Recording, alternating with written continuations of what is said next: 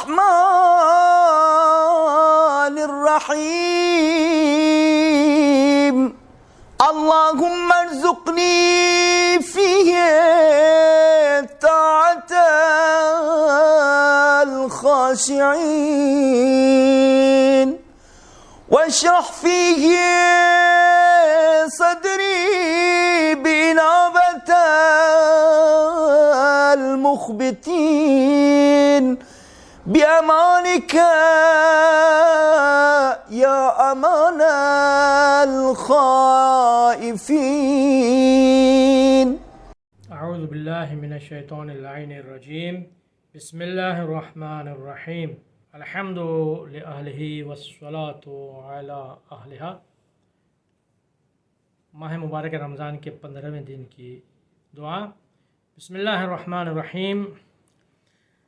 اللہم ارزقنی فیہ طاعة الخاشعین واشرح فیہ صدری بإنابة المخبتین بأمانک یا امان الخائفین. ماہ مبارک رمضان کے 15ویں دن کی دعا. 3 چیزیں ہیں. سب سے پہلے عبادت کی روح عبودیت کیا ہے.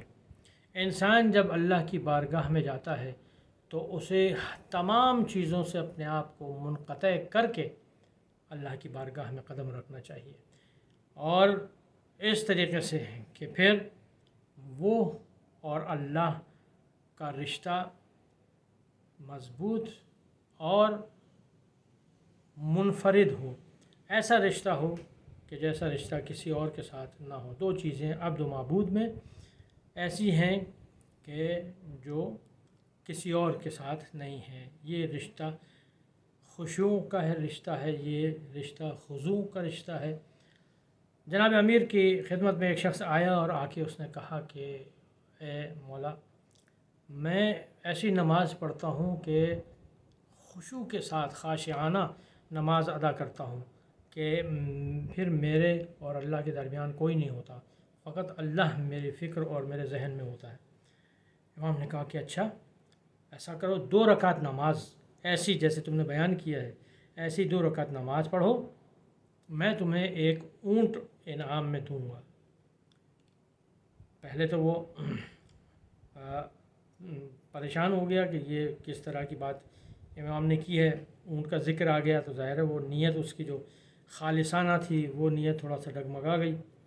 نماز خیر اس نے 2 رکعت نماز پڑھی. نماز پڑھنے کے بعد امام کی خدمت میں آیا اور کہا کہ مولا، آپ نے جو وعدہ کیا تھا انعام دینے کا، بسم اللہ انعام دے مجھے.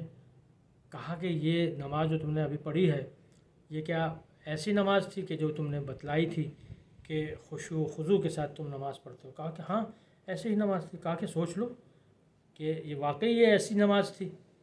تھوڑی دیر اس نے سوچا، پھر اس کے بعد اس نے کہا کہ ہاں نماز تو خاشعانہ میں نے پڑھی تھی، لیکن بار بار مجھے اس اونٹ کا خیال آ رہا تھا کہ جس کا آپ نے وعدہ کیا کہ وہ اونٹ سرخ بالوں والا ہوگا یا خاکی بالوں والا ہوگا. آپ کو معلوم ہے کہ عرب میں سرخ بالوں کا اونٹ بہت انقا اور بہت کمیاب ہوتا ہے اور بہت زیادہ مہنگا ہوتا ہے، اور خاکی بالوں کا اونٹ سادہ، وہ عام اس کی پرائس ہوتی ہے. تو امام نے اس طریقے سے اس کو آزمایا اور وہ اس آزمائش میں کامیاب نہیں ہو سکا. حقیقت یہی ہے کہ اگر ہم میں اپنی انالائز کروں اپنے آپ کو، اپنی نماز کو دیکھوں، تو جو ہی انسان تکبیرۃ الاحرام کہتا ہے ویسے ہی چاروں طرف سے خیالات کا ایک مجموعہ ہوتا ہے، ایک حملہ ہوتا ہے کہ جو اس پر آتا ہے. وہ کبھی سامنے رکھی ہوئی چیز میں گم ہو جاتا ہے کہ کس ڈیزائن کی چیز ہے، کیسا پھول ہے، کیسا ڈیزائن ہے، کب میں نے خریدا، کہاں میں نے خریدا، اب مجھے کیا کرنا چاہیے، آج دن میں کیا کروں گا، میں شام کو کیا کروں گا، کس طرح سے میں روزہ رکھوں گا، افطار میں کیا چیزیں ہوں گی. یہ تمام چیزیں مختلف قسم کے انسان کو خیالات آتے ہیں، اور یہ معمولی بات ہے، معمول سے ہٹ کے نہیں ہے. انسان خطا کار ہیں، ہم اور آپ خطا کار ہیں، معصوم نہیں ہیں. خاشعین اور خاضعین وہ افراد ہیں مقربین کہ جو اولیاء الہی مقرب بندے ہیں، ہم اور آپ گناہگار بندے ہیں۔ یہ اس طرح کی چیزیں ہمارے ساتھ پیش آتی رہتی ہیں۔ تو انسان کے لیے الذین، مومنین کے لیے جو قرآن کریم میں سورہ مومنین میں آیا ہے، الذین ہم فی صلاتہم خاشعون، وہ ایسے افراد ہیں، وہ ایسے لوگ ہیں کہ جو اپنی نمازوں میں خاشع ہوتے ہیں۔ جناب موسیٰ کو وحی نازل ہوئی، اور یہ روایت امام صادق علیہ السلام نے نقل کی ہے کہ جناب موسیٰ پر وحی نازل ہوئی کہ اکثر ذکری، میرے ذکر کو بہت زیادہ ادا کرو، باللیل والنہار، صبح و شام میرے ذکر کو ادا کرو۔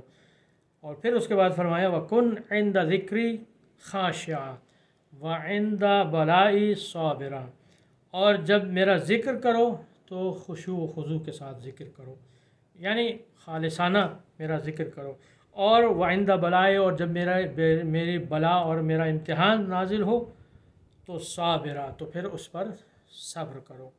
یہ جناب موسیٰ کو کہا گیا۔ یہ مقام انبیاء ہے، یہ مقام مومنین ہے، یہ معمولی مقام نہیں ہے۔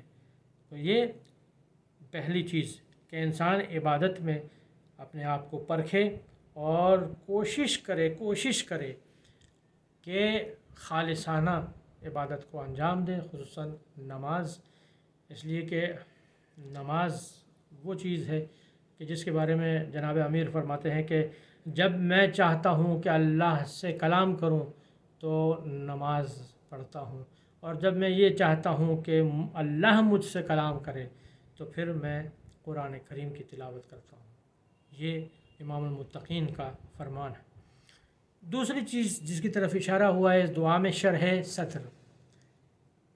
شرح صدر یعنی انسان جب اطاعت کی منزل پر آ گیا اور خالصتاً خاشعانہ نماز پڑھنے لگا، عبادت کرنے لگا، تو اب وہ جو تعلق عبد اور معبود میں پیدا ہوا ہے، اس تعلق کو ہمیں چاہیے کہ مزید مضبوط کریں، محکم کریں۔ تو اس کی کوشش اس طریقے سے، اس کا راستہ ہے کہ انسان اپنے شرح صدر کے لیے اللہ سے دعا کرے۔ شرح صدر یعنی ایمان کے لیے اپنا سینہ تیار کر لینا، کہ جہاں پر توکل علی اللہ ہو، جہاں لوگوں سے بے نیازی ہو، اللہ کے علاوہ کسی سے کچھ نہ مانگے، جو جناب ابراہیم کی صفت تھی۔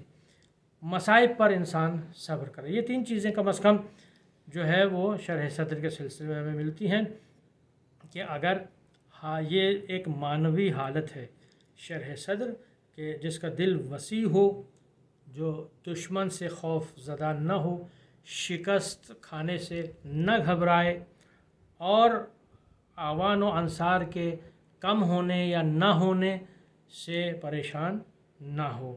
یہ یہاں پر قرآن کریم میں ایک جگہ پر ارشاد ہوا کہ اے حبیب، ہم نے کیا تمہارے سینے کو کشادہ نہیں کر دیا؟ الم نشرح لک صدرک، کیا ہم نے تمہارے دل کو، ہم نے تمہارے سینے کو کشادہ نہیں کر دیا؟ یعنی یہ ایک ایسی نعمت ہے کہ جو اللہ دیتا ہے، اور اللہ کے علاوہ کوئی اور اس نعمت کو عطا نہیں کر سکتا۔ اصحاب نے ایک مرتبہ پوچھا اللہ کے رسول سے کہ یہ بتلائیے کہ شرح صدر کیا ہے؟ آپ نے جواب دیا، نور یغرفہ اللہ فی قلب من یشاء، ایک ایسا نور ہے، شرح صدر ایک ایسا نور ہے کہ جو اللہ اس کے دل میں ڈالتا ہے جسے وہ چاہتا ہے، جس کا دل وہ چاہتا ہے کہ اس دل میں یہ دل کشادہ ہونا چاہیے، تب وہ اس نور کو اس دل میں ڈال دیتا ہے۔ جب وہ دل میں ڈال دیتا ہے تو فَيَنْشَرِحَ لَهُ صَدْرَهُ، پھر اس کے بعد اس کا سینہ کشادہ ہو جاتا ہے۔ اللہ اس کے دل میں نور ڈالتا ہے، اس نور کے سبب دل اس کا کشادہ ہو جاتا ہے، سینہ اس کا کشادہ ہو جاتا ہے۔ صاحب نے پوچھا کہ اس کی نشانی کیا ہے، اس کی علامت کیا ہے، کیسے ہم پہچانیں کہ اس کا سینہ کشادہ ہو چکا ہے؟ فرمایا کہ الانابۃ الی دار الخلود، اللہ کی طرف، آخرت کی طرف جانے کے لیے بے چین ہو، والتجافی عن دار الغرور، یہ جو دنیا ہے دار غرور، دھوکے کی جگہ ہے، اس سے نکل جانے کے لیے تیار ہو۔ تجافی اس حالت کو کہتے ہیں کہ جو انسان بیٹھ کے جب تشہد پڑھتا ہے، تشہد پڑھنے کے بعد کھڑے ہونے کے لیے بالکل تیار ہوتا ہے، اس حالت کو کہ جب اٹھنے کے لیے، بھاگنے کے لیے، چلنے کے لیے تیار ہوتا ہے، اسے تجافی کہتے ہیں اس حالت کو۔